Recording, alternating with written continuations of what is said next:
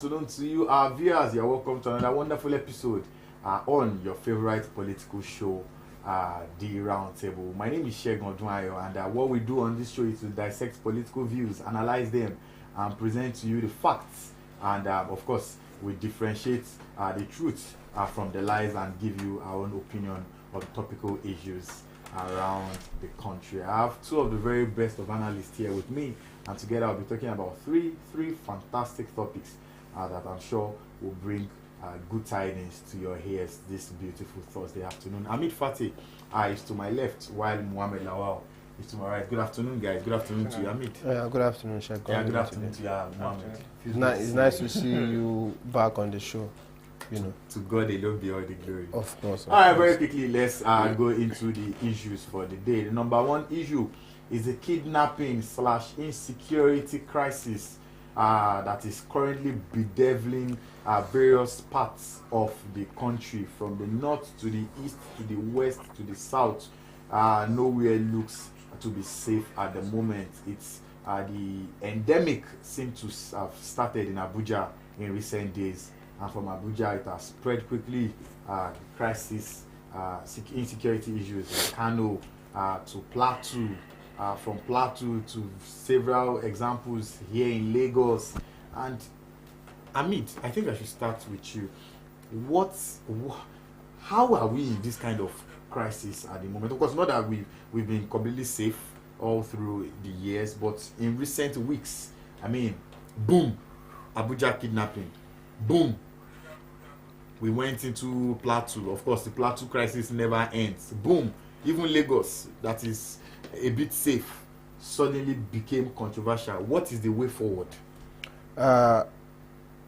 We need a revolution in this country, and when we say revolution, we are not saying usurpers to come to usurp government, but we are saying that we need a revolution of our minds, a revolution of the kind of leaders that we have in the country, and revolution in terms of those who are in our civil service across the country. Look at what happened in recent days. When you think back about them, you realize that we are in a state of quagmire as a country, where nobody feels safe. Look at the case of the Najiba and her sisters, having to be in your house, resting at a time of the night, and kidnappers get into your house.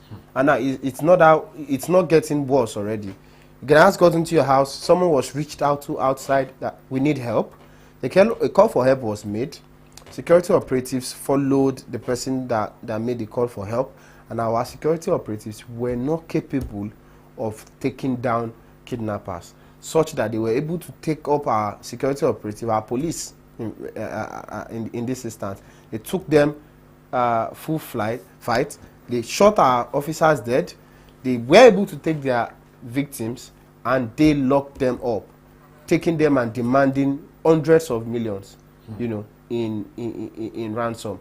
And for a fact, they paid them, and after paying them, they decided not to still release those persons that paid the ransoms until we were able to get a joint military operation that was able to secure their release. So when you look at the series of these events, you will realize that the first problem that we have is security. Why? Because for these kidnappers to be able to access the homes where they went to kidnap persons, they must have passed through roads. So it tells us that we need to have persons who are going to ensure that our lives are safe on the road. If those people have been intercepted before they got to whoever houses, and they've been able to detect arms on them, they would have been stopped. And even when they now got there, security operatives were informed, and they still were not able to take them down. So it tells us that there is a need for us to revolutionize almost all the sectors of this country, especially in terms of security. So when we do that, as security operatives will be able to have enough resources and enough arms to be able to take on deadly assignments as much as that. Mohammed, what is the role of intelligence in all of this? I mean, our intelligence system cannot be that dead. I know we have vibrant and brilliant intelligence officers, the DSS, the SSS. What do these guys do? Because the spread was quite rampant. What is the intelligence unit doing to curtail this crisis? Yeah, I think I will connect the spread of insecurity in Nigeria to a virus, you understand? It is very difficult for us to contain a virus when it is at the stage of at the climax or climatic stage, you understand? If you look at it, we have to tackle it from the root cause. What is the root cause of insecurity in the country? Now, it is not all about the north again. It's across the country, you know, across the country. You will see that I think one happened in Lagos. I think in Lagos, and the person was caught. And when they were being asked, you see a woman, two women, and a man. You understand?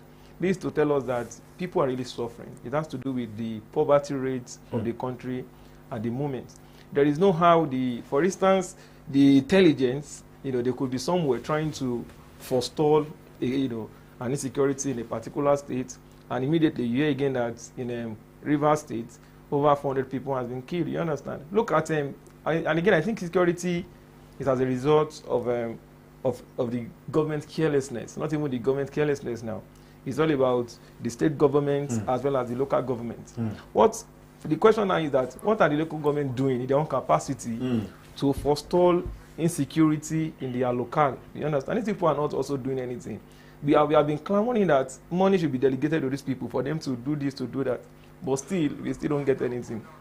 Look at the state like Lagos State. They have the neighborhood watch. You understand? The neighborhood, other states should also, you know, pick up such an idea. You know, they should replicate such ideas now, in their states. Another issue is, do they even have the finance? Yeah, that is it. These are this thing. I believe that if we don't tackle the root causes, you know, hunger first, hunger, and the next one is again that in the north, I think security has been tagged in the north to be as a result of internecine war. You understand? Whereby a particular tribe, as alleged, you understand, it's a particular tribe wants to dominate over another. And this thing it is sorry to say, I'm not totally saying that it is obvious, but to some extent we can agree with it that in the north, I'm talking about the middle belt side of the north now, you will see that these people are being, you know, they are being subjected, they are being ostracized, marginalized by the supposedly Fulani experience. No, I won't agree with you. No, okay, you know I won't agree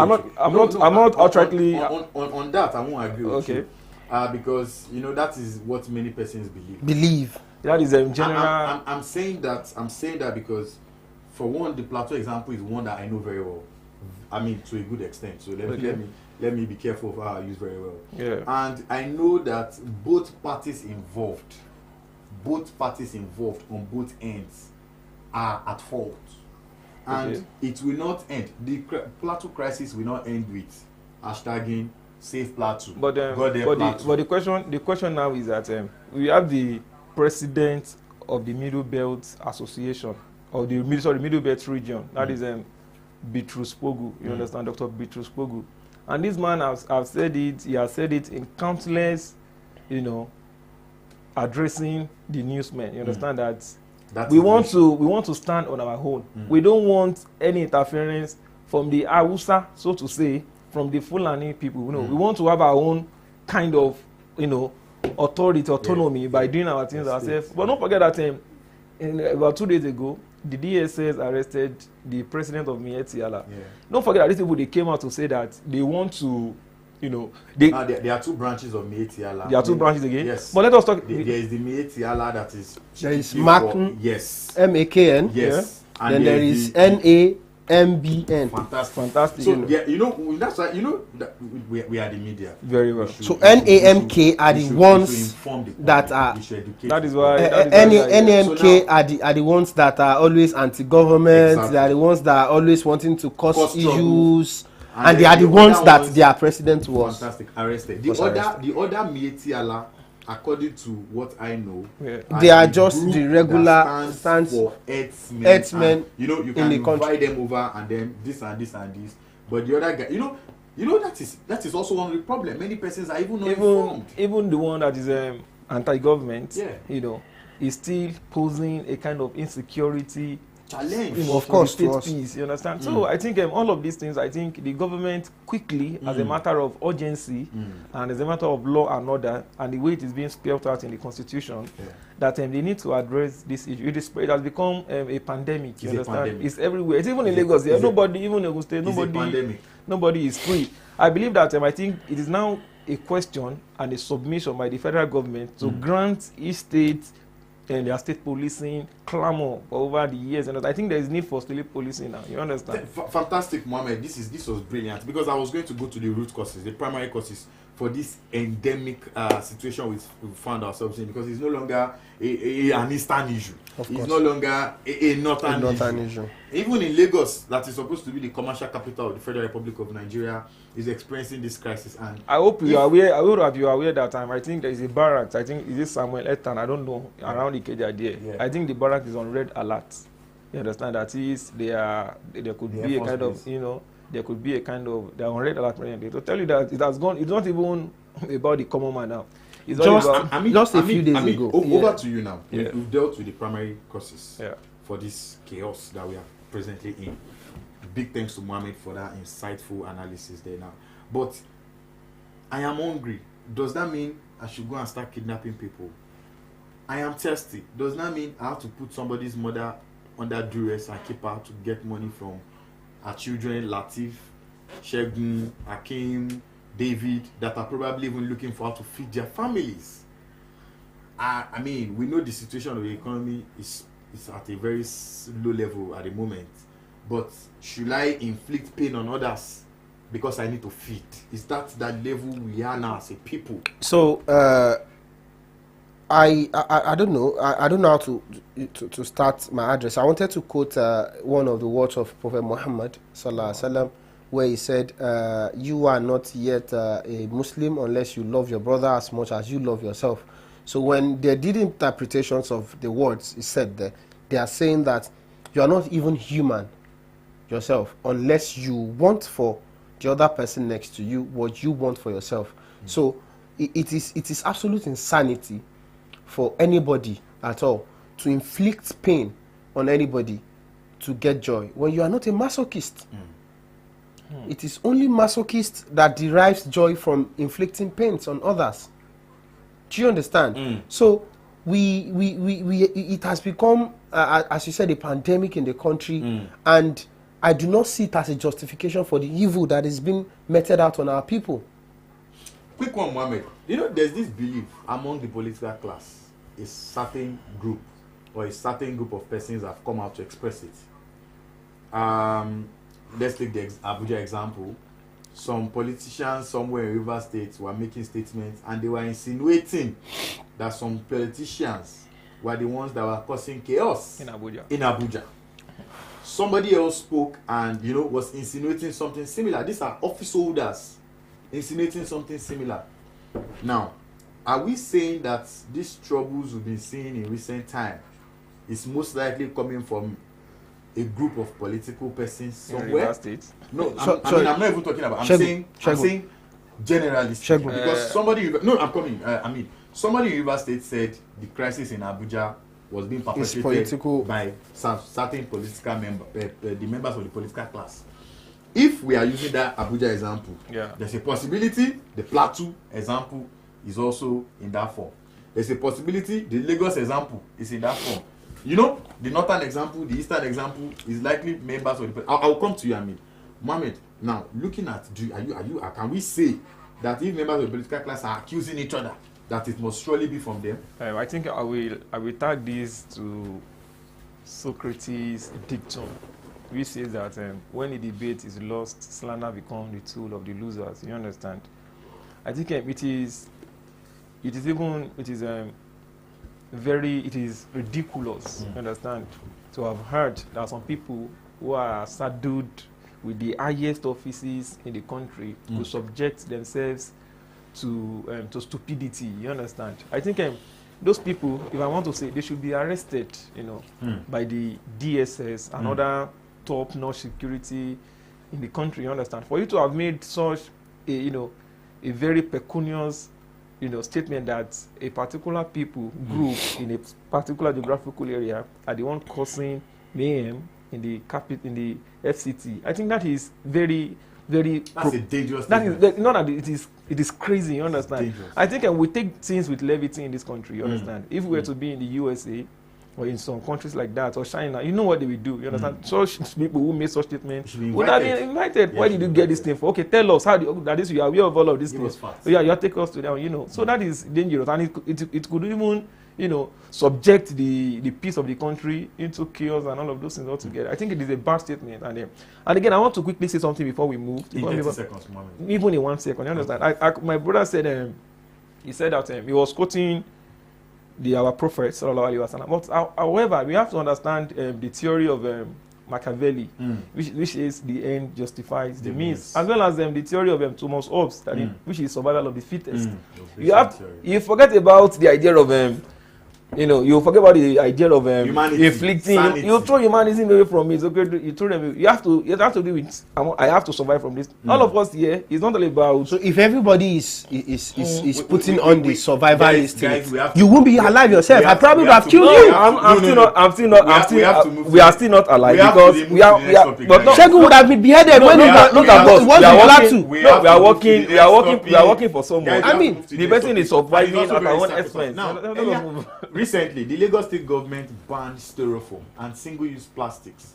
That was immediate. It was an immediate ban. They didn't even give opportunity for Rolake and Baba Fis to, go to the market the next day or, face it out in, according to, various standards, probably in 6 months or in 1 year's time or even 3 months or even a week.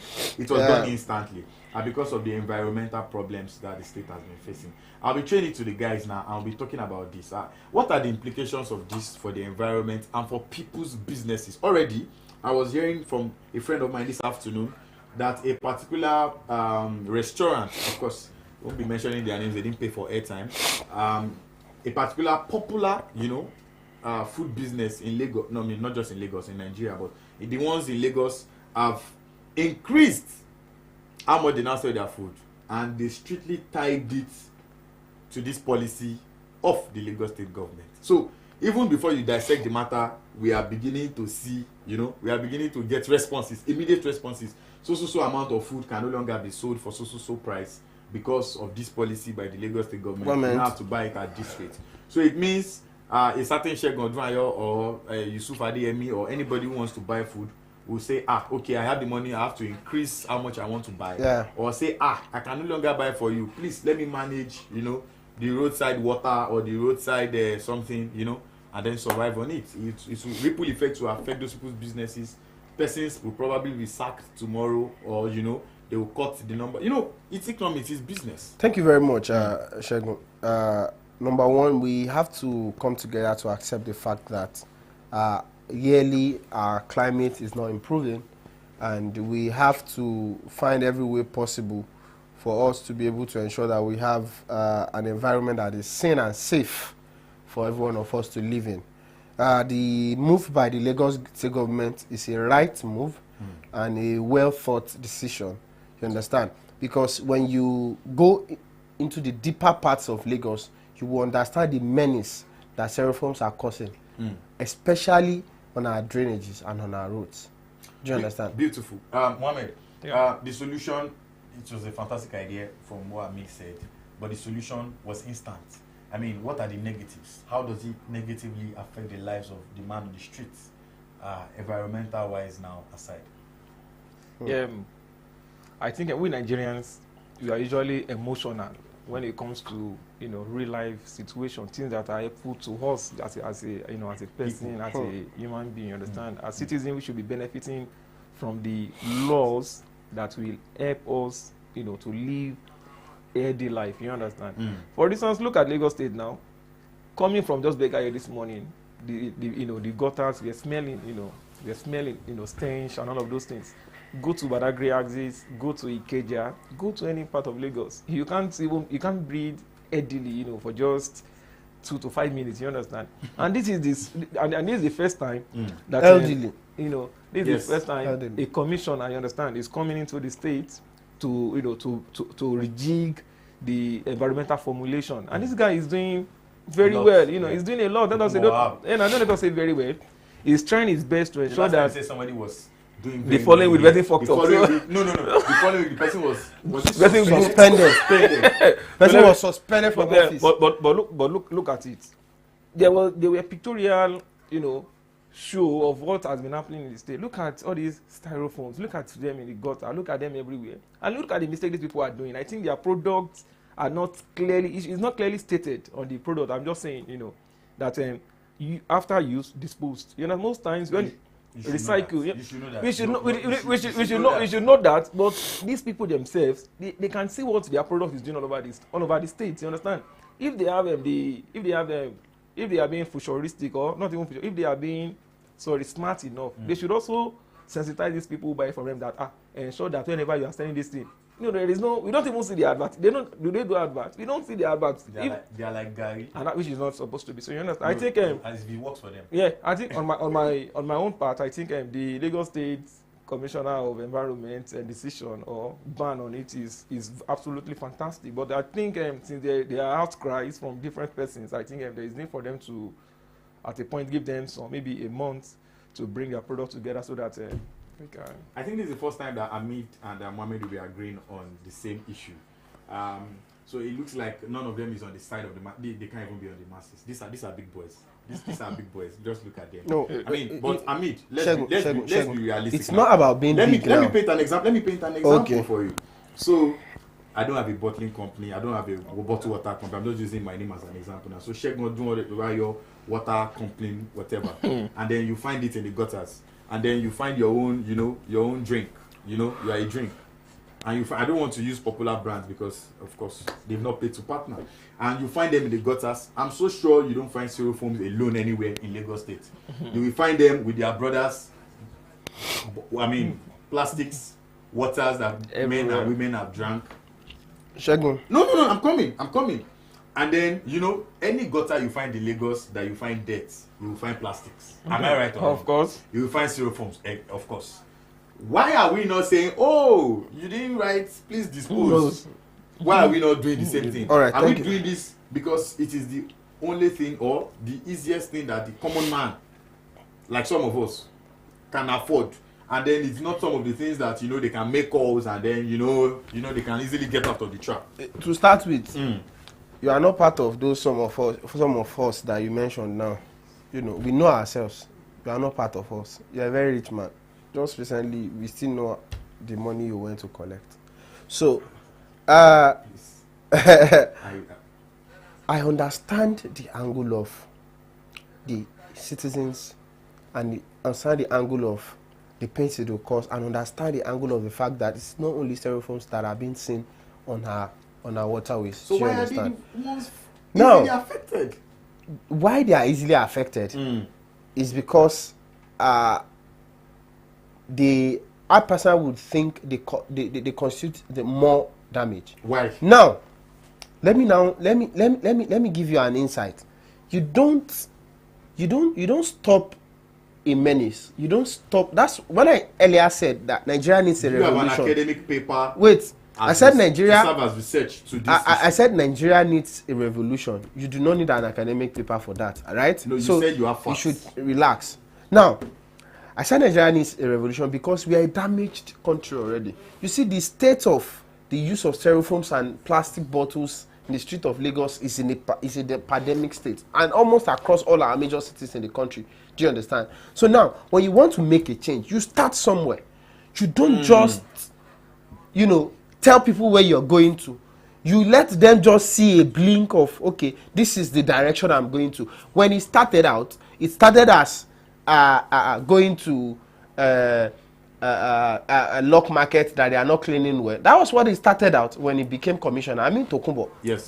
So, and now he has upgraded to bringing down gates of big men estates, at the elite place of Lagos, because they are not allowing people to get adjoining roads to be able to free up the traffic on the island. And now this person is moving to shutting down almost an industry, because I know an industry that produces what they just banned. What becomes of their workers? No, Now, I mean, what becomes of people who earn their daily bread from these places? It is not only Lagos that they are being used. Sell bread and beans on it the is street, not only Lagos that they are being used. Lagos is now today. Lagos ranks 19 of the best cities in the world. You don't tell me that the 19th best city in the world, you want that city to be littered with styrofoam, to be littered with. But where's the biggest market in this country? With plastics. Guys, where do they sell bread Do you understand? and beans on the road? Where so do they now, sell rice and beans? I'm telling you that a reasonable person that wants to eat, should be able to get a plate to eat properly, wash and keep. Now, those styrofoams are not. Ajana should return to Lagos, not to be used in Lagos. They can be used in Ibadan, used in other states in the country. I mean, there's no problem about that. Even the federal capital territory did not ban that. That can be dirty. They can go ahead. Lagos is the economic capital. I mean, the question was of what we have. Lagos represents what Nigeria represents. Those water bottles or bottled waters, when they are done, you will find them in these gutters. We are going to get there. Oh. Okay. Yes, it's not we are going to get to the point whereby the focus will be on that. I said earlier that when it started with closing markets. Being used by the common man has to go first. Do you understand? Is this okay? Pro people. Okay, when the market was locked so that it can be more hygienic, it wasn't pro people. When the gates were being taken down so that people can be able to link adjoining roads, it was not pro people. That was understandable. Yeah. Now the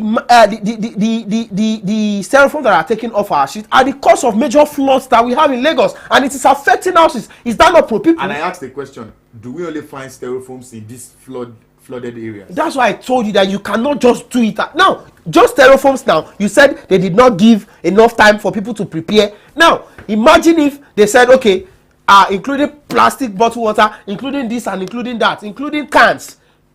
What would have been what you would say? The same set of people, the same set of people. Do you understand? Exactly, that's what you are saying. So now I'm telling you that you can't just do it. We have to face it. Shegun, we have to face it. We have to face it. I'm not you should know that I don't support the government. But on this, I will support the government because I'm a climate change activist. I understand the importance for our climate to be better. And we have to continuously take actions that will propel us on that path of having a sane and a safe space, a safe climate space in Nigeria. Quick one, Mohammed. Since the return of democracy and in the Fourth Republic in 1999, one of the Lagos State governors that we can say fantastic, good job, was Babatunde Raji Fashola. No, we should call it. I said one of. But still call Baba first now. Latif Jakonde. Always call. No, I said Fourth Republic. Okay. From 1999. Okay. I mean, one governor that a lot of persons. If you give us papers now to do research and you say you think, okay. I think I always like to. I said Fourth Republic. Yeah. Now my question is, he did not ban styrofoams for us to have a neat Lagos, and you agree with me that 2007 to 2015 now was one of the periods when we had order in Lagos. Order, neatness, stay on the line when you want to take BRT. Kai was working, everything was working. They were arresting people who went against the law. Lagos has not gotten that developed yet. The question is, why can't we say neighborhood security? Okay, Kai. We all know Kai has gone down. We all know Kai has gone down. Kai, please, you probably change the leadership of Kai, bring in a new person if need be, and you give them a focus, and that will be it. Why ban totally? Why destroy that particular, why take that out completely? That's my question.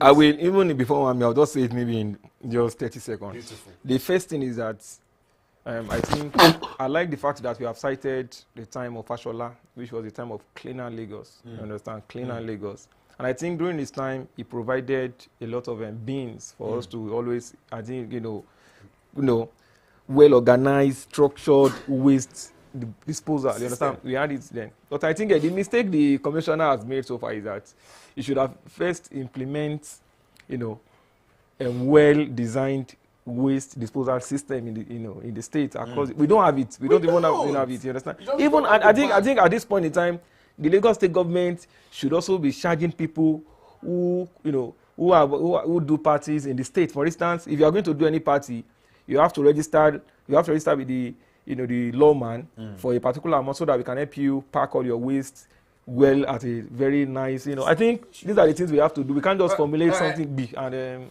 You're coming to reason with me right now. All right, very quickly, because of our time, we have to go to the last topic of the day. We'll be talking about state politics. And yes, sir, yesterday the governor of Ondo State, Governor Lucky Ayedatiwa, sacked the cabinet.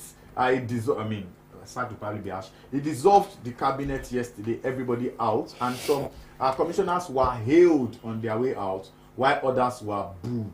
And now, big question. Hamid, let's start from those that were booed. Why do you think their workers booed them? Why were they pushed out in shame, in disgrace? I mean, can we say that members of the civil service, commissioners did not allow the civil service operate like this? You know the typical civil service where, a lot of shenanigans goes on there. Is it that it was too strict, it was too good, or it was actually terribly poor? Thank you very much, Shegun.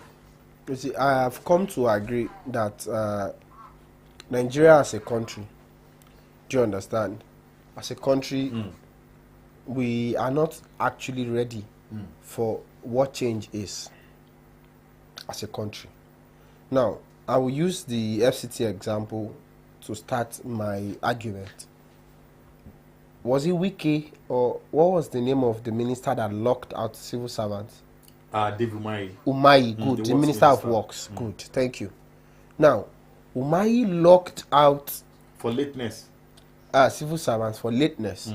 When he resumed office. Do you understand? Now, I do not know any of the records of those commissioners in Ondo State. Justice Commissioner was booed. I do not know their records or their pedigree or the things they were able to achieve within the short period of time they worked as commissioners in the state. But I want to, my own journalistic mind and analytical mind wants to believe that most of those who were booed are the people who are doing the actual work. Why? Because of the number of examples that we've seen over the years from civil servants in Nigeria. Do you understand? When you see a leader who is trying to implement change, block loopholes that wouldn't allow them to be able to siphon money, that wouldn't allow them to be able to be lackadaisical, that wouldn't allow them to be able to just be extremely relaxed, affected by lethargy. When you see people like that in Nigeria civil service, they are the ones who are being targeted by a lot of these civil servants. And when they target them, they want them out of office. Why? Because they do not give them the platform to be able to exercise their malicious intentions towards the office they occupy or the work they are doing. Because such commissioners, such heads of service, such directors have blocked those platforms for them. So when you see that happen, especially in Nigeria civil service, looking at the examples, some of the examples I mentioned, you realize that most of these persons who are being booed are working, are the ones doing the actual work. Mohammed, now he's saying those that were booed were working. What about those that were hailed? Are we going to say that they set up their political hallelujah boys there to be clapping for them as they were living, or these guys truly had impact? Or are we saying you cannot perform and have impact and then have people on your side and have workers on your end? Are you saying for you to perform, you must be harsh, you must be brash, you must be nasty, you must be wicked, you must be bad to your workers? Or can't you effect positive changes and still have your people celebrate you? Are we going with this ideology, or you have a different one? I think in as much as I don't want to sound comical, I think I'll still be comical. If you look at Nigeria, Nigerians again, it's usually very funny to me that when you say that Nigerians are booing a particular person, you know that maybe it's someone who actually has made life tough for them. That is it. You understand? And if you look at civil servants, or if you look at them public or governmental offices like that, you know that workers there are usually, I'm sorry, I'm not being overt with this, they're usually very lazy. You understand? These are people who get to work 11 a.m. and sign 8. And sign that 8. These are people who just go to the office. You see a cooler of rice on their table. You see them. Some people don't even go to work. Some people are ghost workers. Some people are just there to sign. But when you see that these politicians, 20 members. Yeah, very well. When these politicians, assume their offices, you understand? When they come there, they usually like to who is this person? Why is this person not coming to work? All of those things might have led into this booing of the commissioners, who are being What booed. about those that were ill? We're talking about those So that were on the other part, there are some people who are, there are some politicians are usually, portraying or pretending to be a messiah. They showcase this messianic, stature by giving all of these people, okay, giving them money on a Friday. You cannot, we cannot see them. populism. Very well. You just give them a Engaging certain amount of money. engaging Hey, acts of populism. our something like that. Nigeria is usually like that. But however, any politicians who is being booed, it means that it is a two-coin, everything. The person might have done well or might have done worse. You understand? But it's still very funny that this is 21st century. You understand? This 2024, big 2024. 2024. I'm telling you, we still have such a genuine, reaction towards our political office holders. I think we have gone beyond that. During the office, if this person is not doing well, you can come together to form a quorum and write something against this politician. But that's dangerous. It's not dangerous. But according to fella, I don't want to die. I won't enjoy life. Nobody wants to. Nobody wants to be used as an example against what they are against. You understand? I think doing that is very funny. And all of those people who were booing those commissioners should be get rid of in the government circle. In the government But circle. that won't happen. I think it should happen because for you to have they should if they are not even getting rid of them, they should be questioned at what led to that, because the person that is going there again is going to face this. It's better when the person gets there and ask questions. Emma Bino, what happened that you have booed this? That is, I'm very sorry. Okay. I'm very sorry. I'm very sorry to you guys. I want to know, why did you guys boo that particular? Why did you guys boo that particular person? That question should be asked. If not, the new commissioner. But if it bows to them, he may be bound to mediocrity. Yeah, it is not really. But if it's, you mean, human. You can't really explain. You can't. One thing is psychology. You can't study human beings. Sociology. You cannot positively study the society. You can only guess. You can only use examples, because what the ideology you use for Hamid may be wrong with Mohammed. What you use for Mohammed may be wrong with Hamid. So you have to be very careful. It's not 1 + 1. It's not physics.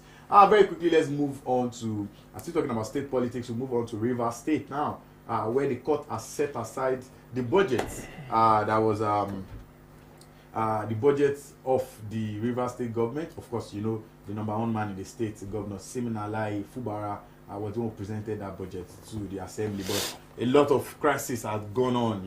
That was when they broke down, or rather destroyed, the assembly complex, and then it was set. He presented it before the few persons who are in his caucus. The OWK Fubara crisis had been on. I think I should start from Hamid now. 800 million. No, not 800 million. I beg your pardon. I think it's 800 billion. Yes, budget has been set aside now. And then the quagmire continues. We don't know whether any court case, you really don't know where it will end at the end of the day. So what is supposed to be the progress, or how is that supposed to affect, lead to the detriment of the lives of Rivers people? Are we going to post governance because of politicking? Thank you very much. I do not believe that it is politicking that led to the turning down of that budget. We've seen a lot of budgets in the country. That budget is very ridiculous. You cannot be having a 200-300% increase in budget of a state within 4 years, and you have really nothing exciting to show for it. Do you understand? So now, I personally do not have any issue with the fact that the budget was turned down. Yeah. Why? Because when government organizations, or when the government uses our money, taxpayers' money, as I would say, that I pay, I do not think we should be giving them just free access to our money to be used whichever way they want to be used. They have to be able to come and stand to defend what they've brought. I believe that we do not know as much as the court who decided to turn down and set aside that budget. But I believe that there would have been some gaps, and which is not just little gap, major gaps that would have led to that. Let Fubara and his team, sits back. Oh, he doesn't even have a team. That is. He has a team now. Oh yes, yeah. Oh He yes, always had a team. he had a team. I was already mistaking him for that or No. Adita Adewa does not have a. He's gradually building it. Yeah, I think your governor does not have. I'm not even from Ondo. So you are an Ondo man in my books. So Fubara needs to sit down with his team and be able to set aside the excesses that budget contains to be able to represent it for being passed, because we cannot just continue wasting money. If you look at it, the number of cases that we've had. Who was the governor before we came into Amechi? Look at the number of revelations after Amechi left office. So we cannot build a country, we cannot build a state, we cannot get developed if we are living from a crisis to the other. If someone is trying to siphon our money, or someone successfully siphoned our money, we should not hand over that government to someone who would probably manage it well. For him to now even hand it over to someone who would now still siphon our money, then what are we doing? We are retrogressing. So I support the court. Let them go back, sit, and let them find a way out about it. Mohammed, he said it's not a political issue. That is, he feels wrong. It is developmental.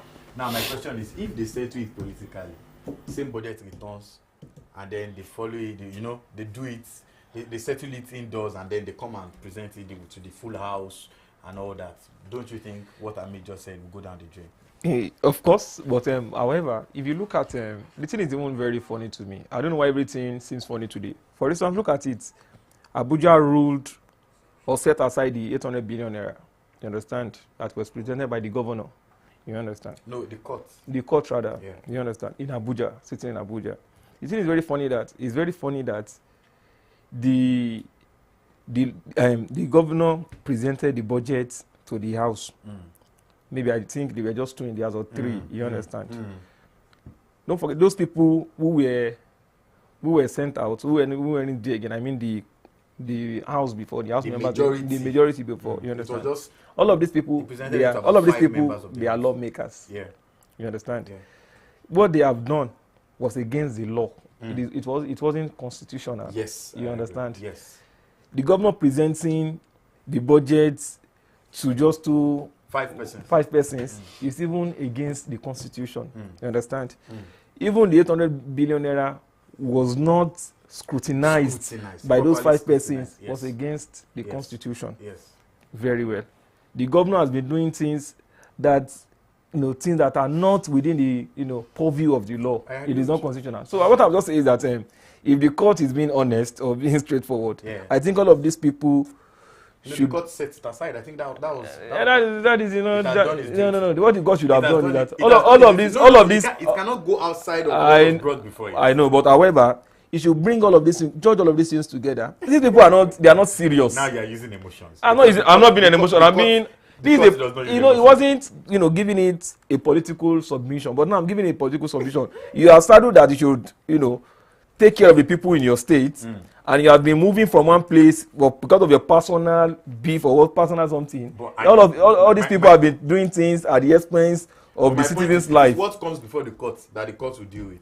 Okay. Yes. If you bring other issues before the court will deal with the issue. So in that case, they should be settling this thing at the background of the house. All right.